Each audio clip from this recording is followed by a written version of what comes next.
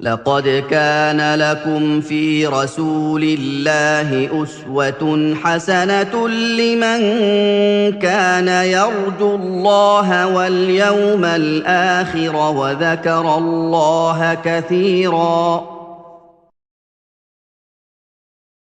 Here the Shaykh gives an example of another name of Allah, Al-Hayyu, the one who has perfect life. Al-Hayyu, the one who is ever living, whose life is perfect.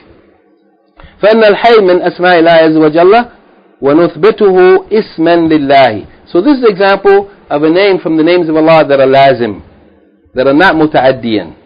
And in this case he said what? That there are two things we have to do: affirm it as a name of Allah and affirm the characteristic, the sifa that is derived from it. Here the Shaykh says what? The name Al-Hayy, we affirm it as the name of Allah. So we say from the names of Allah the Most High is Al-Hayy. وَنَدْعُ اللَّهِ بِهِ, and we supplicate to Allah by the name Al-Hayy. For example, we say, Ya Hayy, Ya Qayyum. Yani, O Allah, the one who is Al-Hayy, Al-Qayyum. وَنُؤْمِن بِمَا دَلَّ عَلَيْهِ مِن صِفَةٍ. And secondly, we not only affirm it as a name for Allah, but we also affirm for that name Al-Hayy, the sifa, the characteristic that comes from it. And here again, the English translation doesn't mention what came after this. The rest of it is just omitted to the end of this topic here. The Shaykh said, so we also affirm the sifa that comes from this name. سواء كان ذلك تضمنا أو التزاما. No matter if that sifa is that which is indicated by the principle of tadammun, meaning that that characteristic is directly implied by the name, or even if the sifa is indicated by way of iltizaman, meaning that it's not directly implied by the name, but the meaning of that name requires that Allah also must have other characteristics that go along with that particular characteristic and that particular name, iltizaman. So for example, the Shaykh said for the name Al-Hayy, from the sifa that is directly indicated by this name is Al-Hayat Al-Kamila.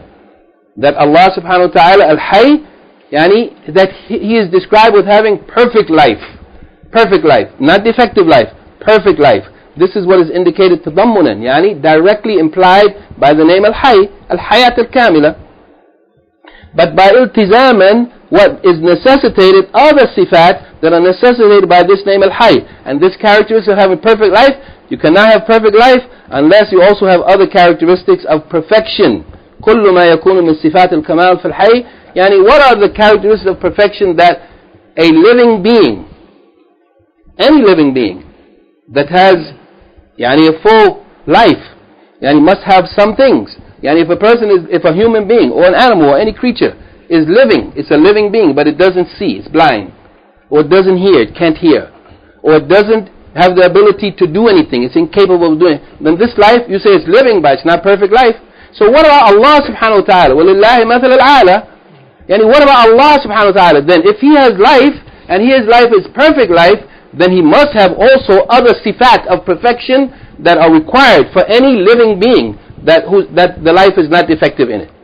So from those characteristics, Shaykh said, al-ilm, wal-qudra, wal-sam' wal-basar, wal-kalam, wa ghayru dhalika. So also we understand then that there are other sifat that we must affirm for Allah subhanahu wa ta'ala by way of iltizam, of necessity. If we affirm that Allah has perfect life, then He must have knowledge, He must hear, He must see, He must speak, He must know, He must have knowledge, He must have ability. These also are sifat of Allah subhanahu wa ta'ala that are indicated by way of necessity, if He has perfect life. So we affirm for Allah the name Al-Hayy, and we affirm for Allah the characteristic of having perfect life, and we also affirm for Allah by way of iltizam, by way of necessity, that His perfect life requires that He has knowledge, that He has ability, power, that He has hearing, that He has sight, that He has speech, and other than that.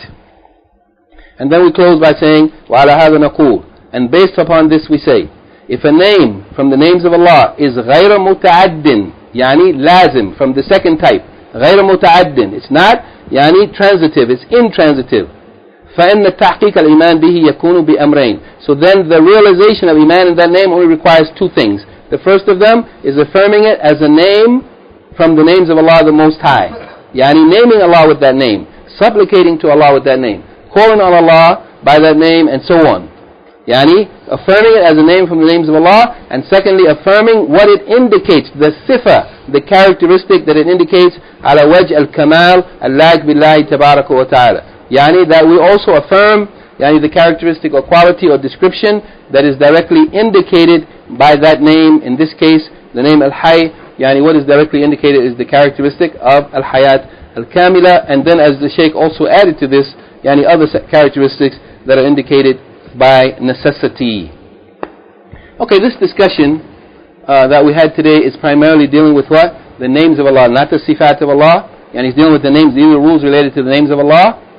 That the names contain sifat. We'll talk about sifat separately, but the names are names of Allah, and they're also characteristics. And some of the scholars, like Shaykh Abdul Muhsin, he taught us in the second year, and for 1 year, asma wa sifat. From the principles, he said that the names of Allah are both asma and awsaf. The names of Allah, all of them, are not just names that He's called by, but they're also awsaf, yani characteristics or qualities that those names point to. And that's from the principles related to what is required to believe in the names of Allah, to believe in the name itself, to believe in the characteristic, and if it's muta'addiyan, also the effect that it has on the creation.